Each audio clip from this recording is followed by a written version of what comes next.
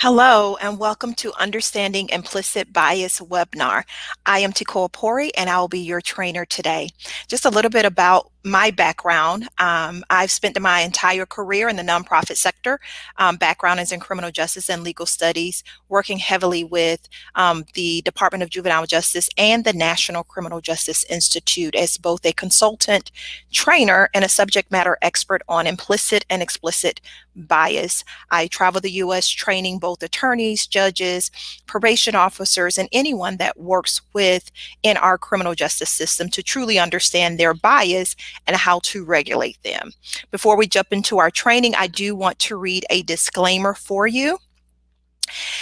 The following webinar and the information contained in it is the sole property of Tekoa Pouerie. The content of the webinar is for personal training and education. Participants' recording of this webinar is strictly prohibited. The information presented on this webinar is collected, maintained, and provided purely for the convenience of the webinar participant. Any use of the webinar content without the express consent is strictly prohibited. Tekoa Pouerie has made every attempt to ensure that the information contained in this webinar has been obtained from reliable sources and is not responsible for any errors, decisions, or omission of the information. The information on this webinar has been incorporated in good faith and is only for general purpose. It should not be relied upon for any specific purpose, and no representation or warranty is given for its accuracy or completeness. References to specific individuals, agencies, companies, products, or services should not be considered an endorsement by the author or the contributors. Rather, the references are illustrations to supplement discussion of the issues. Our objective today, as we dive into understanding implicit bias, number one is to build awareness and understanding of implicit and explicit bias. Understand why bias matters in fair and impartial justice. And number three, leverage a broad spectrum of best practices and successful strategies to reduce disparities. So let's start with the definition. What is implicit bias? And so implicit bias, also known as implicit social cognition, refers to the attitudes or stereotypes that affect our understanding, actions, and decisions in an unconscious manner. Where do our biases come from? Do we recognize that we all have them? Does bias truly affect our thinking when we make decisions? So what's important to understand is that all individuals possess the trait. It's based on background, education, exposure, or in some cases, lack of exposure. For example, if there's a community that you have a preconceived idea of what the community is about, or if there's a group of individuals, a race, a religion that you have not been exposed to, but media or culture has given you a description of that particular group, these are all where our biases, our implicit biases come from. And believe it or not, implicit bias surfaces without your permission. Why? Because it's unconscious. It's instincts. So I ask you the question, what does your instinct tell you when you see someone that may look different than you? When you encounter someone from a different gender, religion, race, what are those immediate instincts? And that kind of gets to the boil of implicit bias. Those things that immediately comes to thought when we see something or hear something. So I'm going to do something really quick. This is a quick little exercise to warm us up and get us thinking about bias and our own biases that we may or may not have. So I'm going to show you two pictures. I'm going to pause after I show you the picture, give you about 30 seconds. And I want you to immediately think about what is that first thought that comes to mind when you see the picture. So here's our first picture.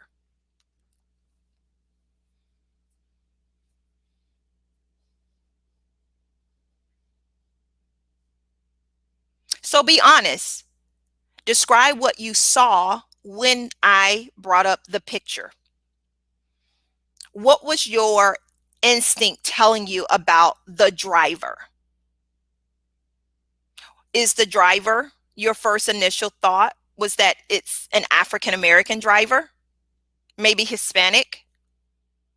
What type of music is playing? What job does this driver have? Do they have legal license? Are they pulled over often by the police? Is it someone that you may not see or feel comfortable around? So again, it's that instinct, that immediate thought that comes to mind when we see something. Here's another picture. Stay with me. When I show you this picture, I want you to just immediately, what's the first thought that comes to mind? What is it that your instincts are telling you about the individual?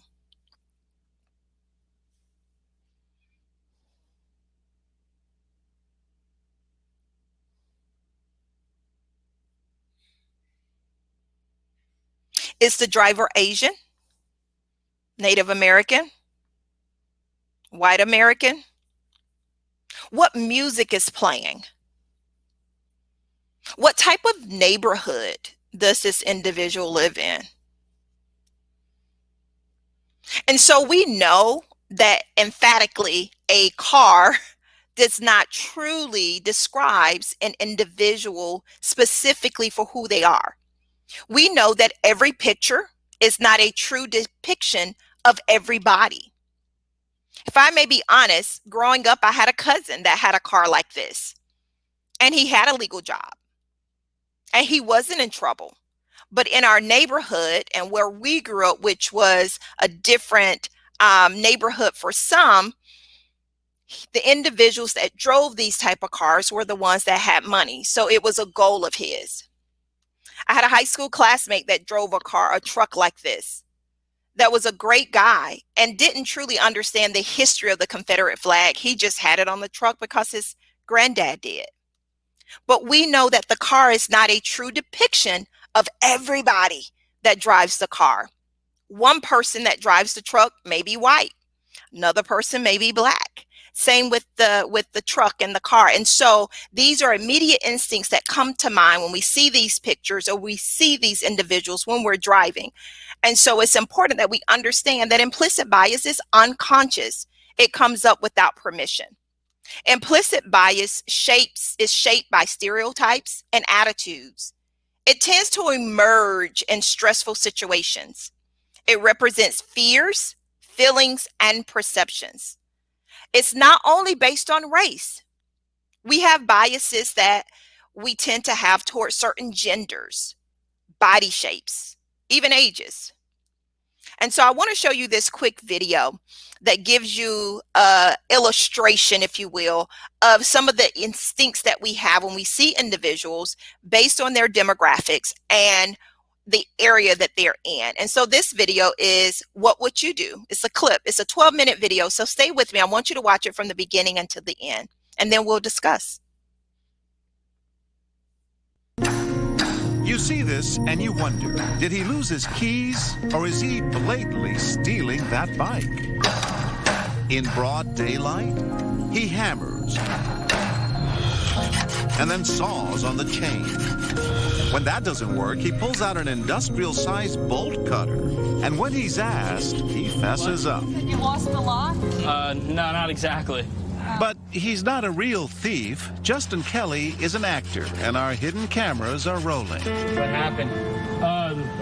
Nothing. I can't get through the lock. I mean, I know this is weird, but you wouldn't happen to know whose bike this is. No. All right, good. Thank you. While the scene troubles Tim Lucas enough to turn around for a second look, he's on a family outing. His wife looks alarmed too, but they both move on. Colleen, my wife, she's like, he's totally stealing that bike. She was like, call the cops.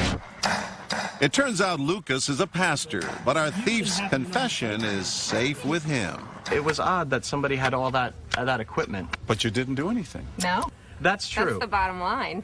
Lots of people stop and stare. A few even question the actor. I guess I have to ask, is that your bike? I guess technically no. Okay. Okay. Bye. Good luck. Bye.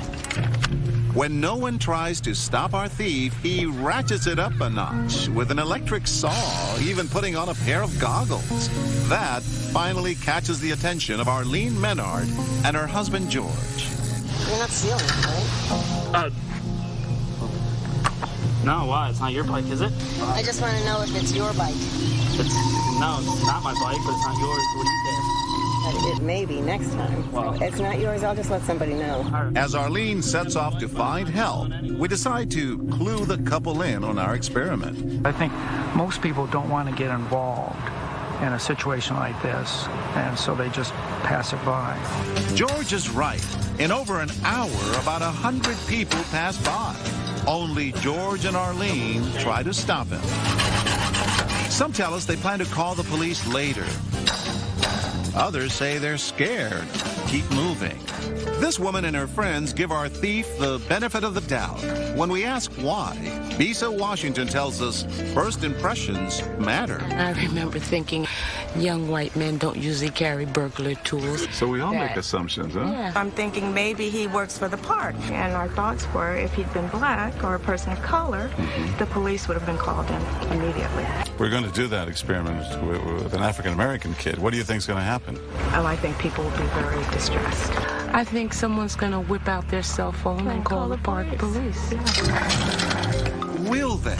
We replace our white thief with this young man, Matlock. Remember, both actors dress in a similar way and are about the same age. Is that your bike? Nah. Then what do you cut the chain for? Right away. Right away, somebody yelled. Wow. Within seconds, another person confronts our thief. Is that your bike? Technically, it's not, but it's going to be mine. More people converge. We only took the one on the south that when you call the police, he's like stealing somebody's bike. Are you taking that bike? Is that your bike? No, it's not, sir. Oh, why are you doing that? Is this any of y'all bikes? Is this your bike? It's not. It belongs. No, but whoever's it is. It belongs to someone. To who? Well, not to you. And sure enough, one man whips out a cell phone to call 911. Yeah, there's someone taking a bike here. Our actor triggers more reaction. Some people are even snapping pictures. I gotcha. Guy's stealing the bike. Whose bike's over here? Once everyone moves away, we reset our cameras, and within minutes, another outraged man is yelling. Are you trying to steal that bike? Excuse me, sir, but the bike's been here for days. Like, no one's going to take it. Well, that's not your bike then. Yeah. You can't just come in and take something from somebody. Excuse me, sir. Okay, I'll just take your tools away then. This yours, sir? Please, sir, don't touch my stuff, sir. Please, sir, do not touch my stuff. Well, you're touching somebody else's stuff. Yeah, all right, but this has been here. Like, who's gonna take it? Well, that doesn't make it your property. Technically, it does. No, it doesn't. Technically, it's not yours to take. All right, sir. When we bring out our cameras, David Robb wants us to go after the thief. That kid in the red shirt. He's hacking away at a bike that's not his. Days, and he has a right to take it and steal it. And he's come here with tools, obviously. You know, sir, my name is John Quinones, and this is part of a TV show called What Would You Do? You were pretty upset. I was. It's important that we speak up in these situations. I think so. It just seemed like the right thing to do. Everyone insists that justice is colorblind. Did the race of the culprit have anything to do with it? Not at all. He could have been any color, and it wouldn't have mattered to me. I think it was taking a bike that wasn't his, not what his color was. Maybe, but take another look at how people passed right by the white actor, I need the police department, but not the black actor. Matlock sits nearby, stunned by what just happened. These racial stereotypes are infused in all of us. I mean, it's part of our culture. So whether you're black or white, you associate crime with blacks and you associate whites with being good. Jack DeVideo, psychology professor at Yale University. Whether we believe it, whether we notice it, whether we acknowledge it, race is affecting what I see, what I think, what I do. Says we all seize openings to reassure ourselves that we're not biased. Lost your key? Yeah, actually, I did lose my key. So when given an opening like this lost key explanation, people may respond kindly. Challenging the actor might come off as racist. So I get the back, you get the front. Yeah, good luck to you. Thank you, sir.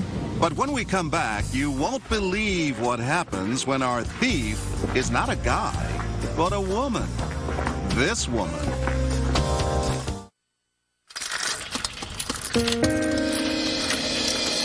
She may not look like your average bike thief, but actress Ashley Carpenter makes sure anyone who asks knows she's up to no good. You're not stealing it, are you? Stealing is an interesting word to use, but it's definitely not my bike.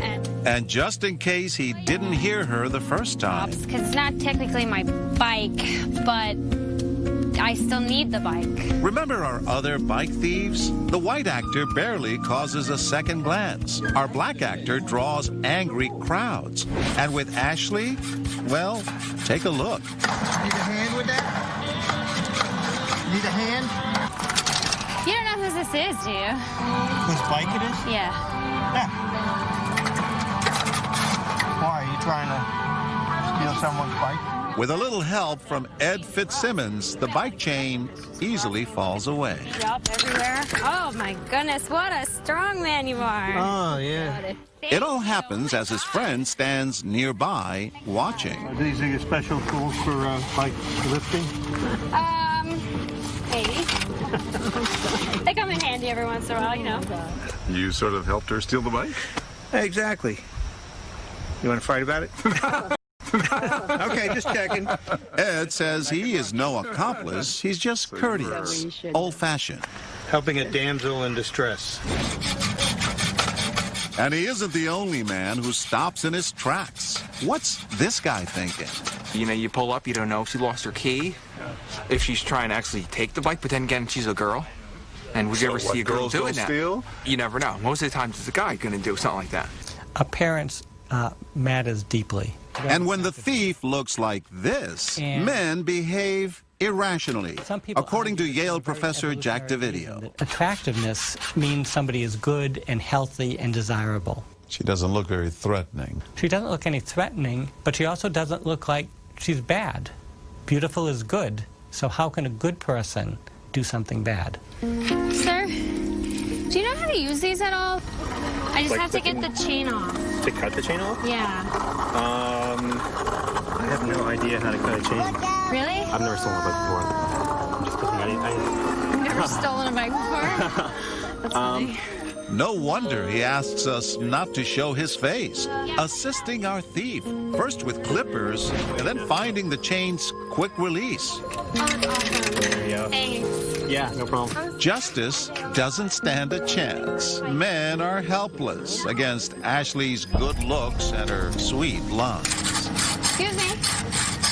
Yeah. Can you help me? What's up? I can't get to the chain off this bike. What's wrong? Is it your bike, though? Is it your bike? Does it matter whose bike it is? I just can't get the chain off. I guess it doesn't matter. I'm not that strong. I don't usually stop from running. Well, I really appreciate it. Thank you so much. I was shocked that they helped me out so much. If you were really stealing that bike, I would have gotten away with it. with an accomplice. Yes, or two, I or would have had 2 three, or 3 accomplices. Or 4. And all of those accomplices are men. But will women let her get away with this? Watch Colleen Grasso. After passing by, she calls for help. 911, where's your emergency? It looks like someone's trying to steal a bicycle. She's a little petite blonde girl.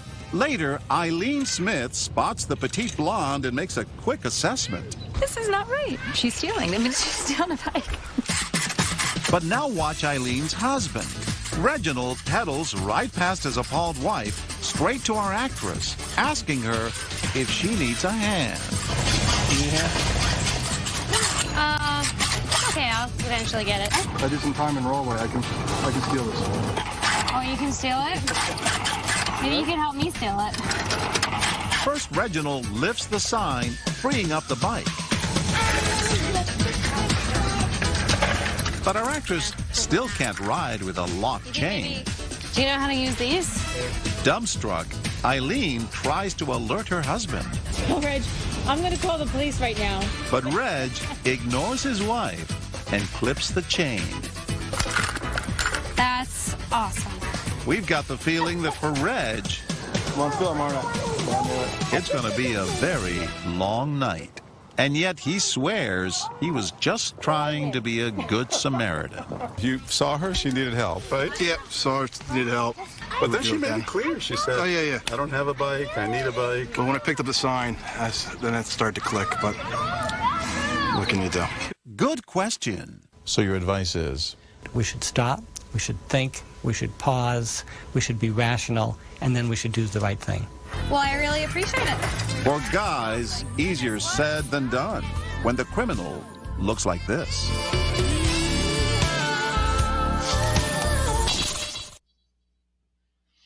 So the question is, what would you do if you were faced with that same scenario? Would you have responded differently depending on the color or the gender of the offender? Would you have thought twice about helping or calling the police? And so again, those are those immediate instincts that come up. If you notice in the video, unfortunately for the black kid, it was so many phone calls to 911 and people rallying around, whereas for the white boy, the white kid, it was a little bit less. And then of course for the woman, it was all hands on deck. Because of that biases that women are helpless and we need someone to come and rescue us, and where the stereotype of a black boy, as the professor said, that black means bad versus white is different. And so the question then is, if we all have biases, if you notice in the video, our biases is not just for the opposite sex, it's not just for the opposite race or religion. A lot of those biases, as we said earlier, has to do with background, exposure, media, and culture.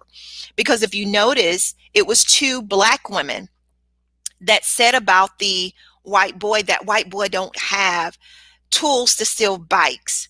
And so even for someone who is of color to think negative of their own race, it goes back to that systematic, psychological, subliminal messages that one particular race is inferior or prone to commit crimes than another. Even in our history in the United States, you know, there was one group of people that were slaves that were considered, their vote was 3/5 humans. And it was constitution, it was law that people could own slaves, but they were of a particular color. So imagine being of that race and constantly having negativity over and over, year after year, hundreds of years and decades, where it's this race that is inferior. There's some psychological conditioning that comes as a result of that.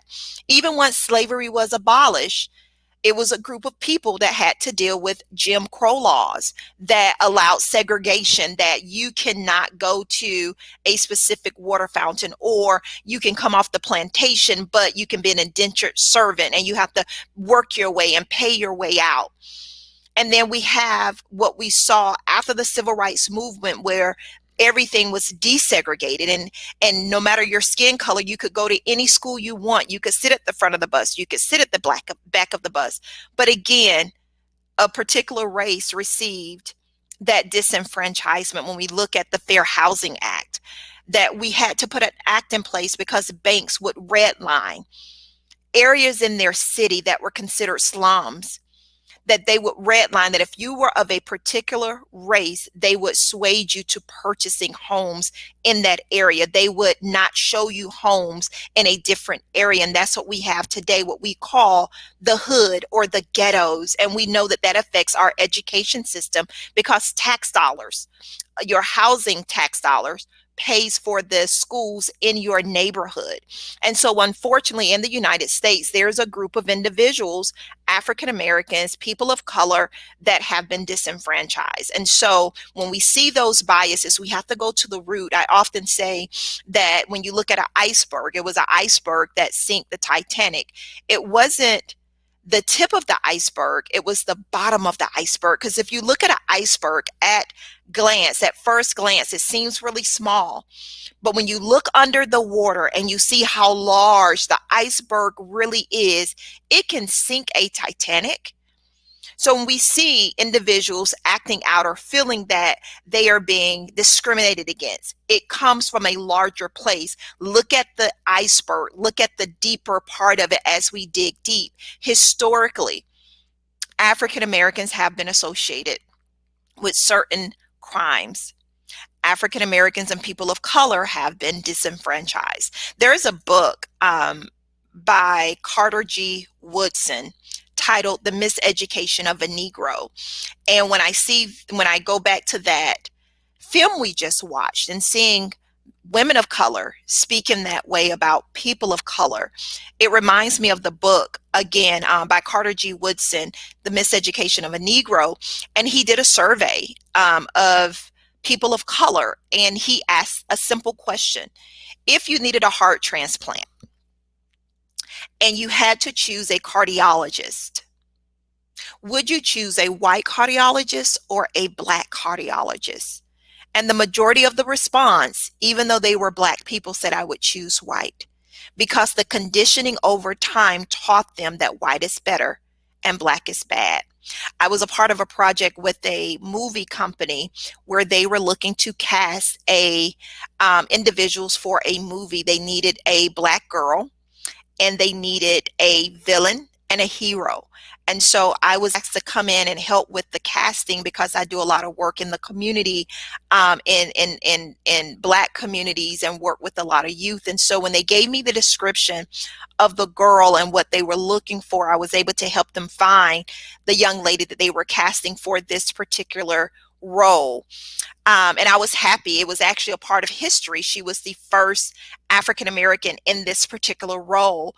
And then because we did well with that, the company came back and said, hey, can you help us cast for the hero and the villain of this particular role? And as I read the description, they specifically said the hero has to be fair skinned.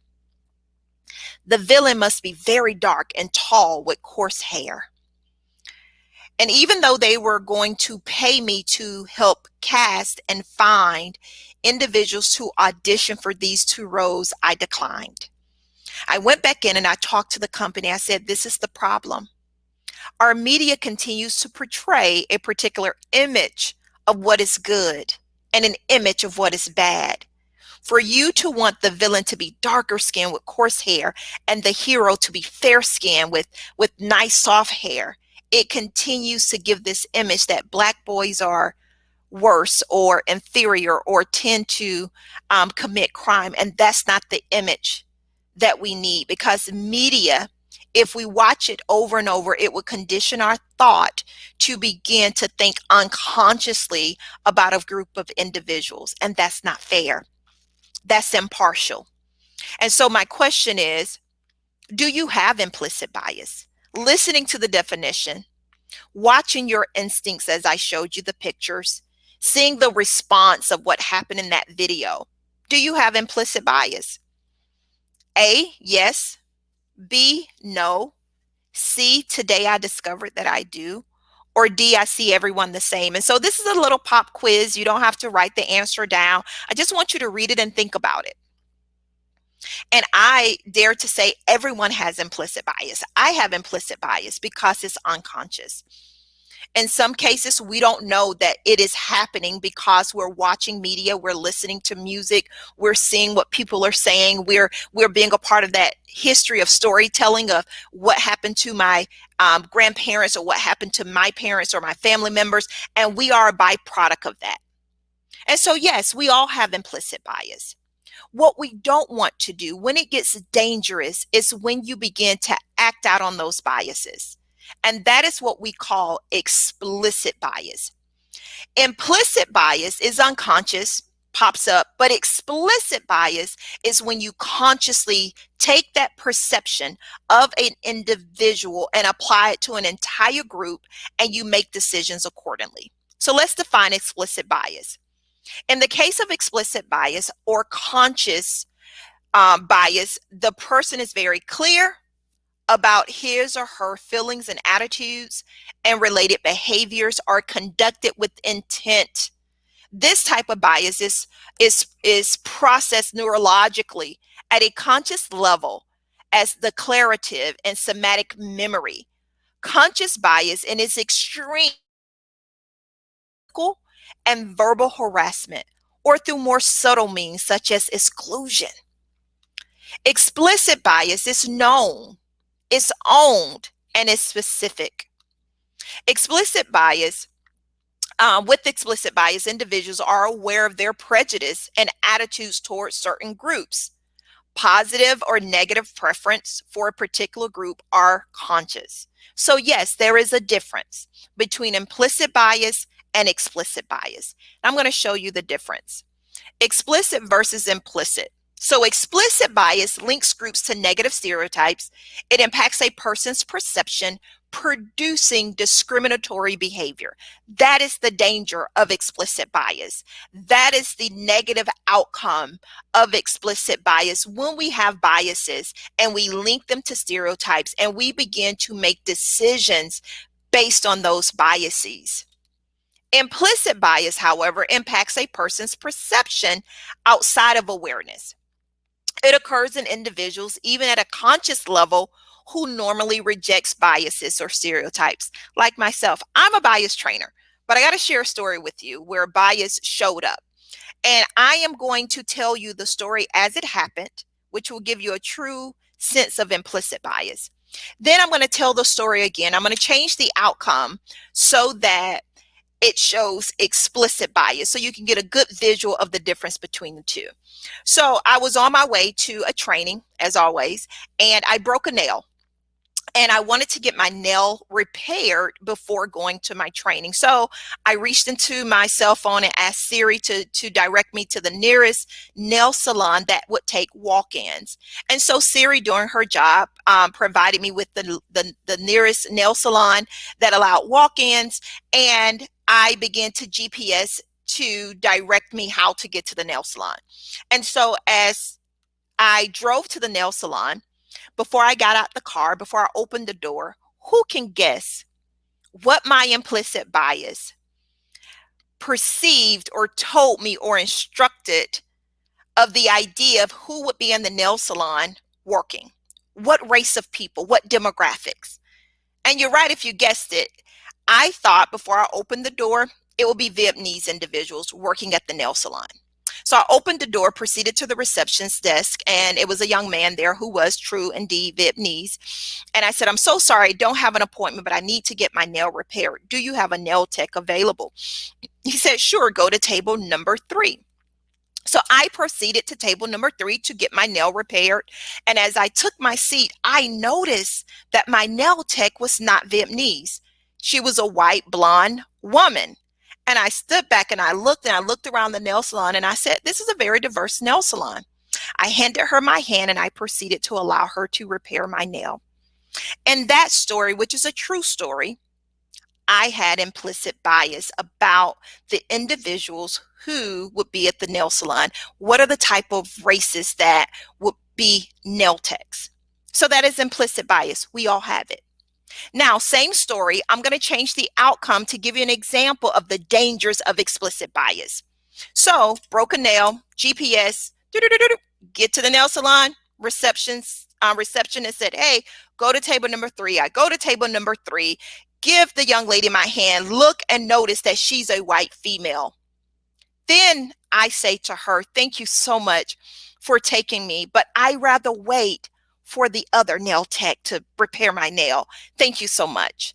And in doing so, I made that conscious decision to not have the white female repair my nail because my biases said that Vietnamese are great nail techs and white women are not.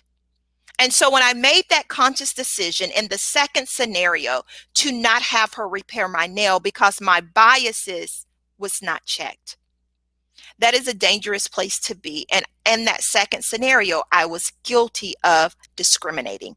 I was guilty of being prejudiced. I was guilty of acting out on my biases, which we know that your ethnicity, your race, your gender does not qualify you for a job. It does not qualify you and make you better at a particular skill set. It is your education, it's your training, it's your experience. And so I tell that story because it's palatable. It's easy to digest, to think, oh, nail salon, yay, white versus Vietnamese, I get it. But if you take that scenario and you put it in a different industry, such as a company in downtown, and you have someone that shows up for their first day of work in this great corporation, and they realize that the CEO is a woman, and that individual feels like, no, women can't run companies, this is not good, and they choose to leave the company. Or if you have someone who is a white individual that walks into their doctor's office and the doctor is Asian, and that individual believes that Asians are not good doctors, or the doctor is black and that individual believes blacks are not good doctors. So that's when it gets dangerous, when we consciously make a decision based on our biases, and we know that our biases are not true for every scenario. What research has shown us, it is documented, the disturbing effects of explicit bias in a variety of realms, ranging from corporations to classrooms to courtrooms. And so we see that if not checked, if not regulated, implicit bias can become explicit bias. And then we see individuals being treated a certain way in different industries. So I have a pop quiz for you. I have about 4 questions I'm going to ask. I want you to pause, think about the answer, and then I'll give you some factual statistics. Here's our first question as we think about implicit bias and the negative outcomes that we can see when someone acts out on those biases and is explicit and conscious in decision making. So question number 1, true or false? In Canada, the US, the UK, and Australia, a job seeker with a non-Western name must submit more resumes than a job seeker with a Western name in order to get a response from the recruiter. Is that answer true or false?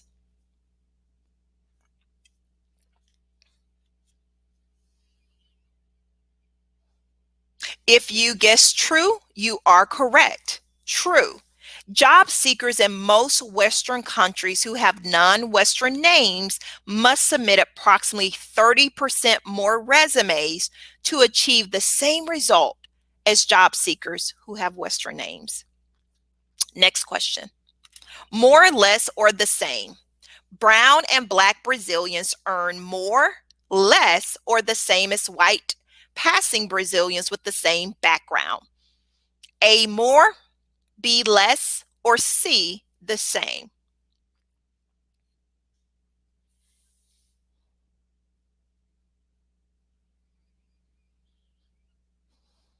If you selected more or guess that it's more, you're incorrect. It's actually less. Brown and especially black Brazilians earn approximately 20 to 25% less than white passing Brazilians with the same background.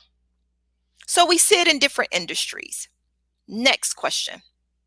True or false? Black Americans are more likely than white Americans to be arrested. True or false?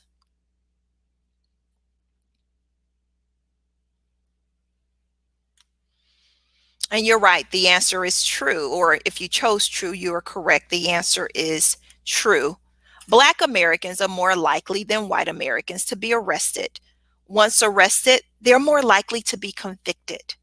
And once convicted, they're more likely to face stiff sentences. Statistically, black men are 6 times as likely to be incarcerated as white men. Research, further research that has explored a lot of this data, a lot of these facts, shows a connection between criminal sentencing and Afrocentric features bias, which refers to the generally negative judgments and beliefs that many people hold regarding individuals who possess Afrocentric features such as dark skin, wide nose, and full lips. Research has found that when controlling several factors like the seriousness of the primary offense, number of prior offenses, individuals with the most prominent Afrocentric features received longer sentences than their less Afrocentric featured counterparts. And so I want you to watch this quick video. It's about 2 minutes. You can get an idea of what someone who's an Afrocentric skin experiences in different industries.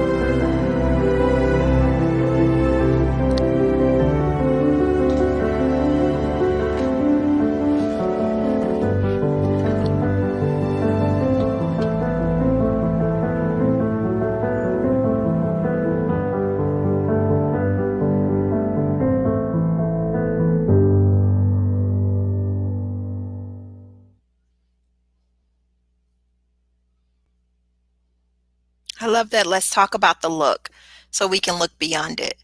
Some may not be able to relate to the look, but for some minorities, when you are in a situation or industry where you are the minority, you're the representation of that race, you may get that look or that feeling that maybe they think I don't belong here. And so we have to, even if we have not walked in those shoes, in order for us to get ahead and get past these biases, we must be empathetic and we must seek to understand, because everybody's journey is not the same. And there are some individuals and some groups that journey has been a very interesting one to overcome. And when you're the minority in the room, sometimes you do get those looks. Many people of color who watch this video and see this video can relate. And so even if you cannot relate, be empathetic. And if you can relate, let's talk about it so that we can begin to debunk these biases and help those that are seeking to understand.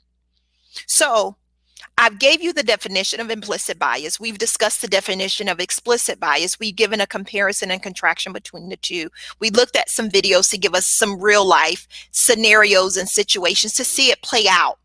We've also talked about the different industries, from courtrooms to classrooms to corporations to medical to science, where we see bias consciously played out in a very explicit manner. And so what happens is this causes negative outcomes.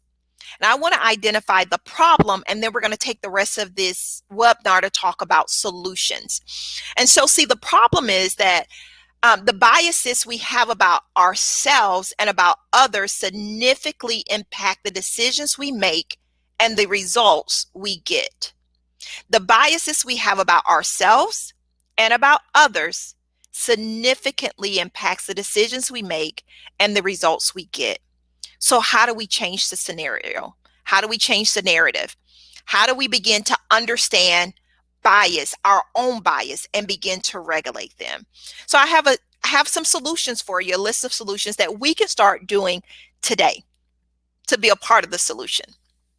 So as I showed you different problems based on the industries, I'm going to give you some solutions based on different industries. And so we'll talk about science first. Social scientists are actually in the early stages of determining how to debias. How do we debias our thoughts? How do we debias our actions? How do we debias what neurologically we're thinking when we see a group of individuals? Because historically, the imaging, the stories that have been associated have been very negative, and we have not looked at individuals in that manner, but as a group.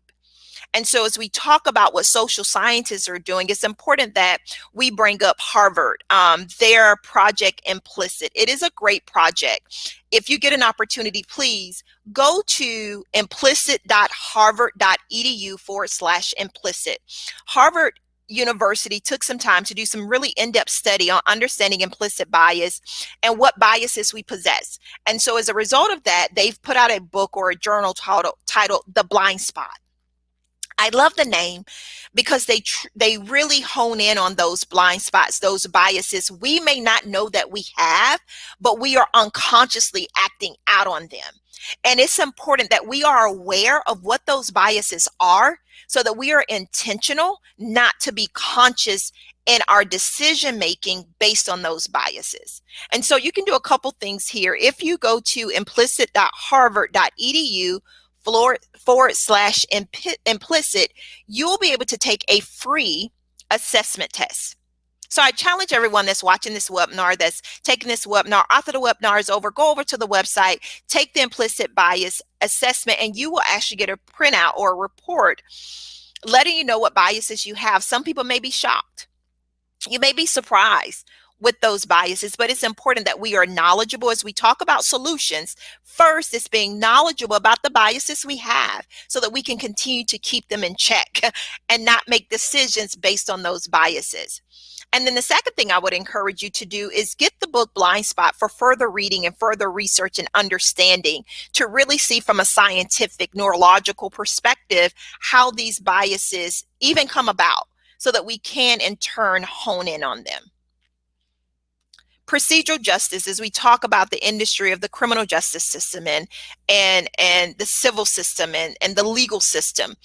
If we want to look at solutions, we must embrace procedural justice. And we all know procedural justice is achieved when procedures in the Constitution and the Bill of Rights are properly followed, regardless of gender, color, and age. In order for us to make sure that we're not biased in our decisions, we must implement procedural justice. When you take the oath of office, when you're walking into a courtroom, when you're working with the client, when you're litigating, when you're mediating, when you are representing that client, it is important that we don't move our decisions based on their gender, their color, their age, their religion, or whatever factors there may be, but we truly treat the individual just as that, an individual. And we use the Constitution and we utilize the Bill of Rights in order to have a framework that we follow. And so one of the solutions that we saw come out of the Department of Justice, if you remember, there was a department-wide training in 2016 where the Department of Justice wanted every employee, every staff member to be trained specifically on bias, specifically on implicit bias. And Deputy Attorney General Yates said that the Department of Justice has a responsibility to do everything we can to ensure that our criminal justice system is fair and impartial. Given that the research is clear that most people experience some degree of unconscious bias and that the effects of that bias can be countered by acknowledging its existence, remember that Harvard test, and utilizing response strategies, which we're talking about now, it is essential that we provide implicit bias training to all of our prosecutors and law enforcement agencies. And I just want to say kudos to you all for finding it important to allow this training to take place so that we first can define it, we can compare it, we can see it play out, we can identify it in our own life and our own decisions, and then we can look at solutions on how we can become better.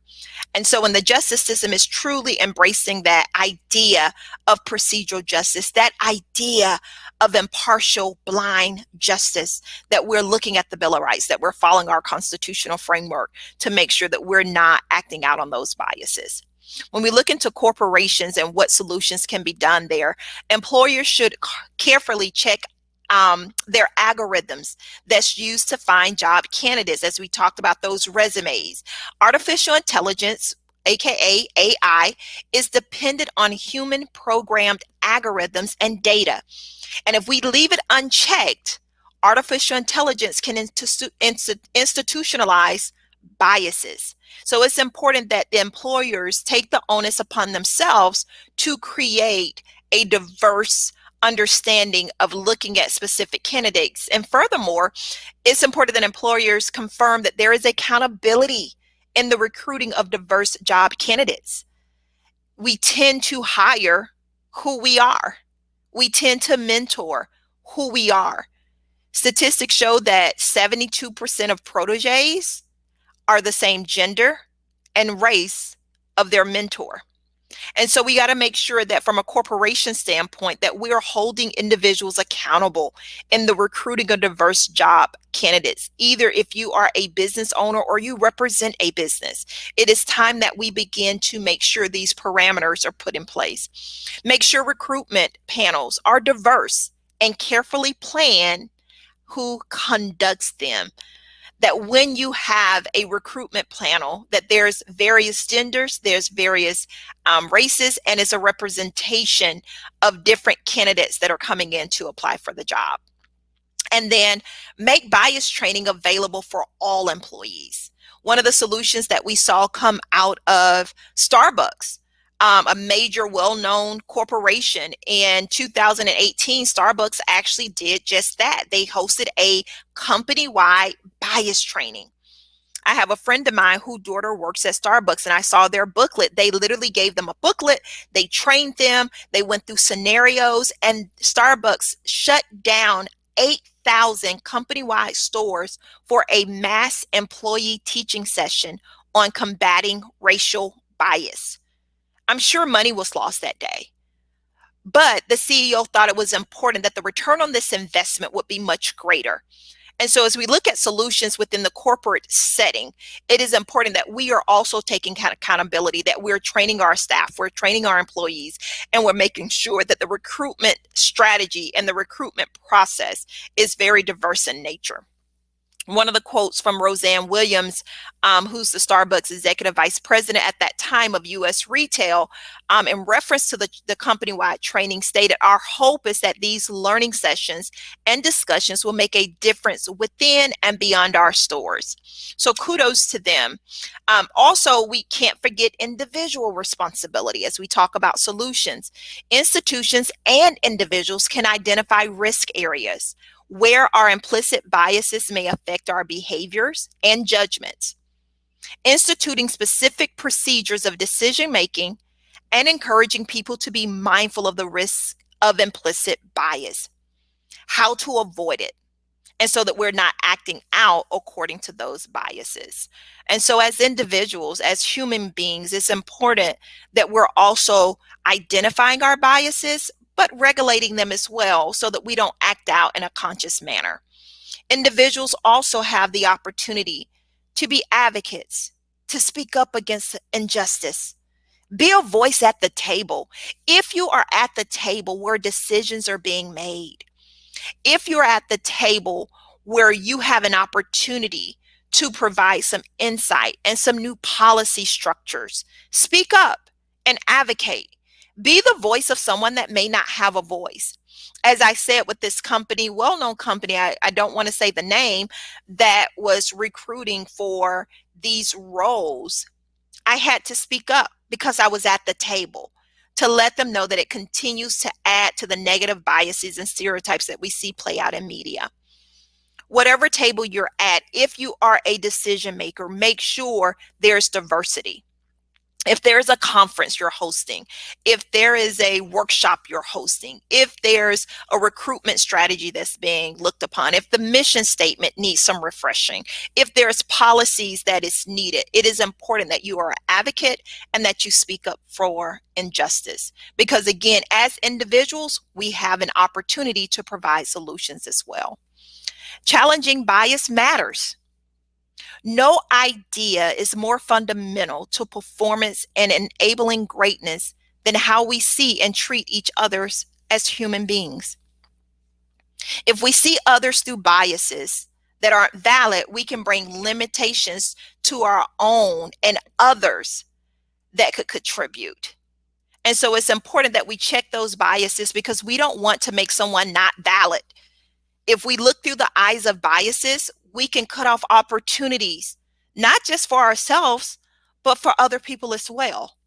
And when we're able to look through the lenses and look through different eyes and different vantage points, we begin to see people for who they are and not their circumstance.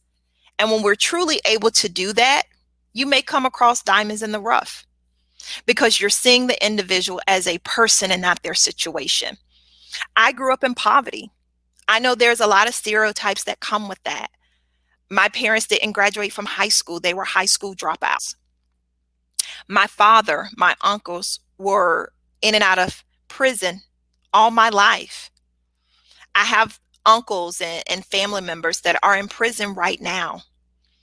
I was that little girl that was in an impoverished area where we had to make a decision. Do we get medical insurance or do we have lights? Do you pay the water bill or do you buy food? And see, when you're born into an environment, you don't have that choice, but you immediately get the stigma that's associated with it. My mother dropped out of high school and my mom had 5 children. And I remember many times standing in the welfare line and seeing the workers on the other end handing us free food and giving us the look. 5 kids, having a mother that was a high school dropout, and we were in a very impoverished area. My father, who was in criminal activity. My mother thankfully got enough strength to divorce my father. And so we were struggling even more because now my mom was a single mother. And then she later remarried. And when she remarried, we were able to graduate from the projects, from the subsidized housing to the trailer parks. We were able to graduate from all 4 of my siblings sleeping in the same room to now the girls sleep in one room and the boys sleep in another room. And see, from the outside looking in, from a stereotypical lens, from a biased lens, we had people look down on us. But what they didn't know is that we had love. We had a clean home. My mother was a woman that truly believed in education, even if she didn't have education herself. And she would tell me, your education will be your key out of poverty. She would stay up with me late at night as I was going through my tests and studying and trying to make it on the honors team and get in the honor society. And even though she couldn't help me read, even though she couldn't help me with those math problems, she would sit there and encourage me. She would pray for me and pray over me. And so if you look through those lens of biases, yes, I was a little girl standing in a line for welfare with my 4 brothers and sisters standing there with me. I was a little girl that would go to school with clothes that someone in the school would see and recognize because my mother would receive hand-me-downs to give us to wear to school. And so if we allow ourselves to look through those lens of biases, we will miss out on an opportunity of seeing diamonds in the rough. My mom gave us love. She gave us hope. And so as a result of that, I really focused on school.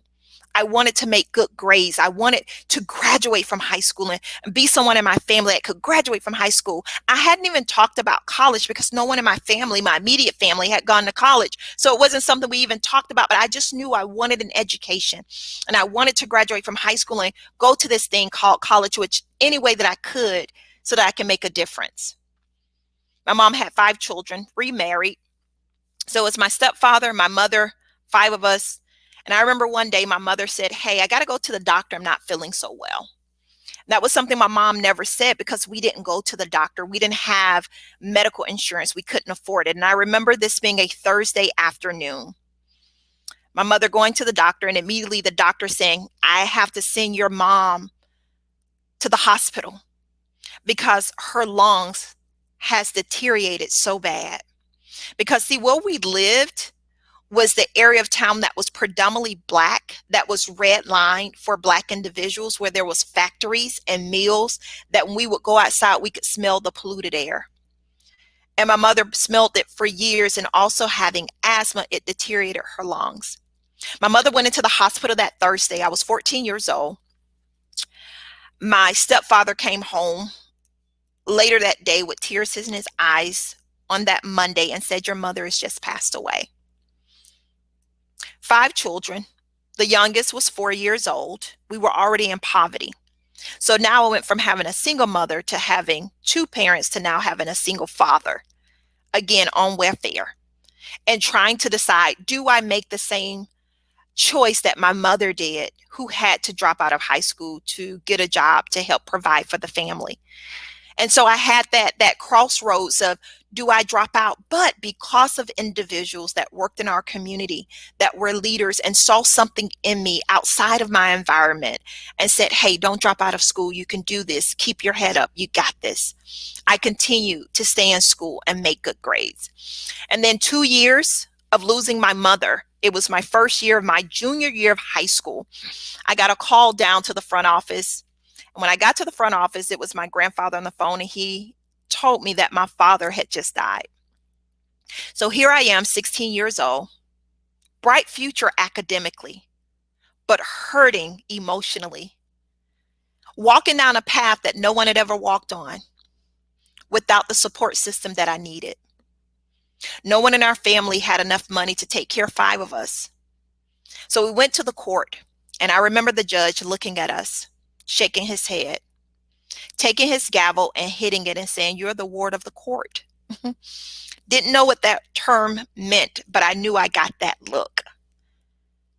So as I entered my junior year, I remember making a decision that I wanted to get in the career of criminal justice. I wanted to be on the other side of the law. I didn't want to make the same mistakes my mom had made, who had been arrested. I didn't want to make the same mistakes my father had made, who had been to prison. I didn't want to make the same mistake of dropping out of high school. I wanted to do something different, but I needed hope.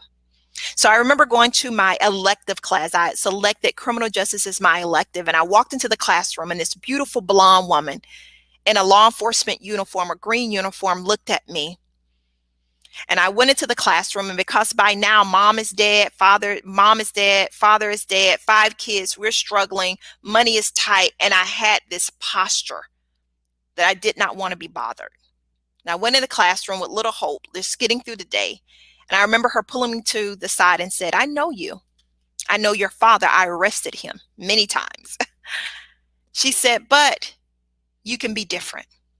She took those bias lenses off. She took those ideas of who I was because of the environment I was in and who my parents was, and the stigma that comes with kids that are in poverty, stigma that comes with individuals that are on welfare, the stigma that comes with families that have multiple children, the stigma that comes with individuals growing up in the projects, the stigma that comes with growing up in the trailer park, all those biases that she could have taken and looked at me. And instead she said, "You're going to graduate from high school, and you're going to go to college, and you're going to major in criminal justice, and I'm going to help you." And in return, I had to take down my biases. The biases that's associated with law enforcement officers because of the neighborhood that I grew up in, and it's always a positive image. I had to get rid of those biases and see her for who she was as an individual. And it changed the course of my destiny. I graduated from high school in the top percent of my class. I graduated from college. I went to college and graduated. And it opened the doors for other family members because I was able to break that cycle. And then today I'm in the work of training individuals on how to see through the lenses of individualism and not biases, how to recognize that we do have biases. But if we regulate them, we don't have to act out on them. And it does not have to determine the decisions that we make. And yes, it takes time. Yes, it's been years of this is how those people are. It's been years of this is how they are. It's been years of this is how police officers are, this group of people of that religion, or attorneys. And so we have to be able to take time to understand that we can debias, we can debunk it if we put these solutions in place. I like what Alexis McGill Johnson, the executive director of the Perception Institute, said. She said it very well. It's taken centuries for our brains to create these negative perceptions about particular groups of people that have been marginalized in society. And so it would take a really concentrated, intentional effort to develop the counter stereotypes that are required to move them out of our brains and replace them with others. So yes, it's going to take time, but it's possible. We need marathon runners. In your work, when you're working with people, when you're working in your community, when you are representing individuals, it is important that we know that it's going to take time. This is not a sprint.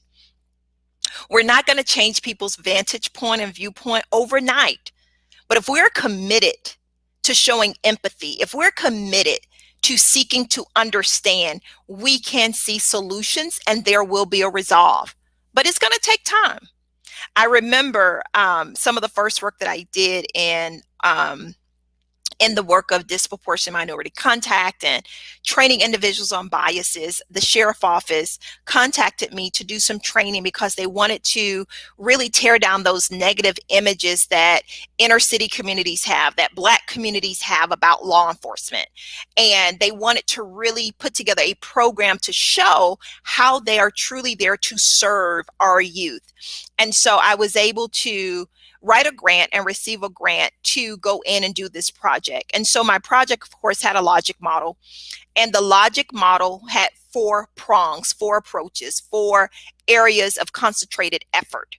One is we wanted to work with our law enforcement. And so I had a team that would go in and train school resource officers on understanding the communities that they served and the marginalization of those communities and understanding the history and the trauma that's associated with it.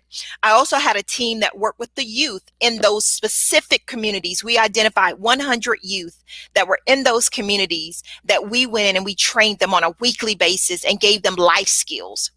The third prong was to work with the parents of those youth. And so we had a parenting academy where we trained parents to understand how to build bridges and partnerships in order to see the success, academic success of their youth and of their children. The fourth prong, which was the most important prong, was to bring everybody together.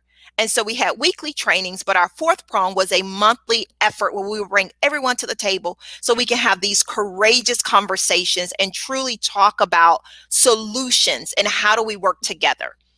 And so the first approach, the first attempt to bring everyone together, the sheriff wanted us to meet at the sheriff office for that first meeting that we brought everyone together. And we had been meeting with the school resource officers. We had been training the youth. We had been working with the parents. And so we were doing really well and had a great partnership. And everyone said, yes, I'll come to the Saturday event. We bring everyone together. We said, we'll have free food and giveaways and music. It's going to be great.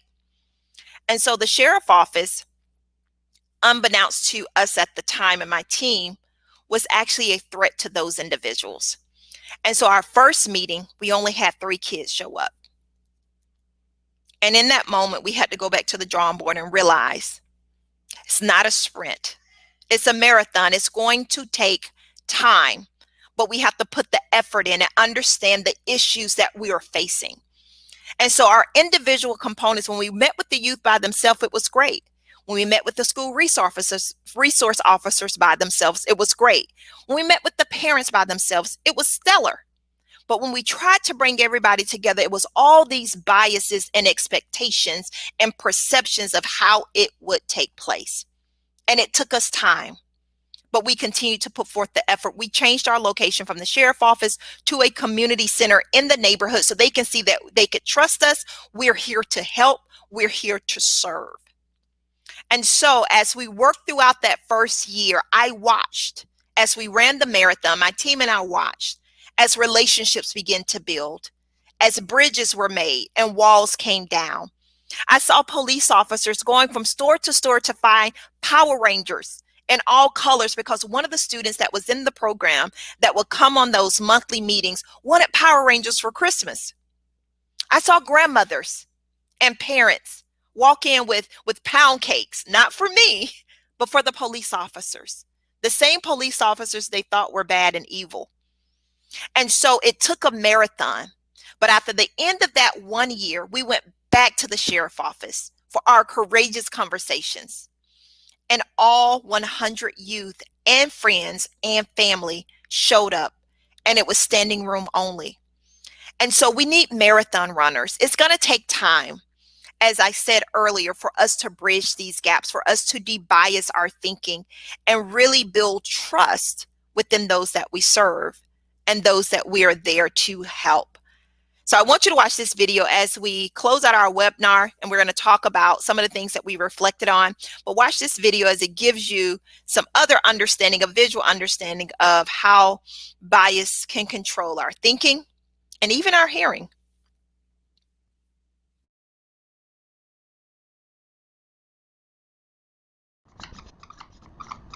The unconscious mind is amazing. It can process vastly more information than our conscious mind by using shortcuts based on our background, cultural environment, and personal experiences to make almost instantaneous decisions about everything around us. The snag is, it's wrong quite a lot of the time, especially on matters that need rational thinking. Here's a classic example. A bat and a ball cost £1 10 pence. If the bat costs £1 more than the ball, how much does the ball cost? Most people, including over 50% of students at some of the world's leading universities, get the answer wrong and say 10 pence. The answer is actually 5 pence. Many of us choose 10 pence without thinking. This is because our unconscious mind uses instinct, not analysis. So our unconscious is fallible. It's also biased. It makes snap judgments of people we meet, categorizing them according to gender, social and other characteristics. In milliseconds, we judge whether somebody is like us and belongs to our in-group. These are the people we favor. So men might favor men, while women might favor women. However, we can belong to different in-groups, and we like to be part of an in-group that's powerful, which could mean a woman favoring a man over a woman. That's unconscious bias. All of us have it, and it colors our decisions without our realizing. For example, research reveals that if I were a man, you would be more likely to be nodding in agreement right now, because people pay more attention to a male voice. The Royal Society fosters excellence in science, but this can only be achieved if we select from the widest range of talent. And that's not possible if unconscious bias is narrowing down the field for non-scientific reasons. To lessen the impact of unconscious bias, which is easier for us to notice in others, we are raising the awareness of unconscious bias to members of our selection and appointment panels. We're encouraging panel members to deliberately slow down decision-making, reconsider reasons for decisions, question cultural stereotypes, and monitor each other for unconscious bias. We can't cure unconscious bias, but with self-awareness, we can address it.